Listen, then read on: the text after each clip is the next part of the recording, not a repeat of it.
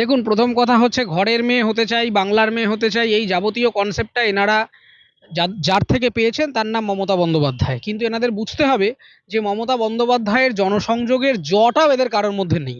এনারা এসছেন রাজনীতি করতে ধান্দাবাজির একটা ইন্টেনশন নিয়ে। এই যে আপনি যাদের নাম বলছেন, এই সায়ন্তিকা বলুন বা এই যে রচনা ব্যানার্জি বলুন বা ইত্যাদি বলুন, হ্যাঁ সায়নী ঘোষ বলুন, এনাদের একটা পার্সোনাল ইন্টেনশন থেকে এনারা আজকে কাজ করতে এসেছেন। রাজনীতিতে এসে যদি সত্যি এনারা জনগণের কথা ভাবতেন, তাহলে কিন্তু বাংলাটা আজকে অন্য রকমের হতো। কিন্তু এরা আজকে মমতা বন্দ্যোপাধ্যায়ের যে ওমেন লিডারশিপের যে ইমেজটা তিনি সেট করে গেছেন, সেইটাকে এনক্যাশ করে এনারা এখন চলছেন। এনাদের নিজস্বতা কিছু নেই। যদি থাকতো তাহলে মমতা ব্যানার্জির ট্যাগলাইনকে কপি করে চলতে হতো না, এনারা নিজস্ব প্রোগ্রেসের কথা বলতেন। আজকে আমরা ওনাকে ঘরের মেয়ে বা বাইরের মেয়ে হিসেবে দেখতে চাই না। আমরা চাইছি আপনারা মেয়ে হিসেবে রাজনীতিতে এসেছেন, তো বাংলার মেয়েদের উন্নতির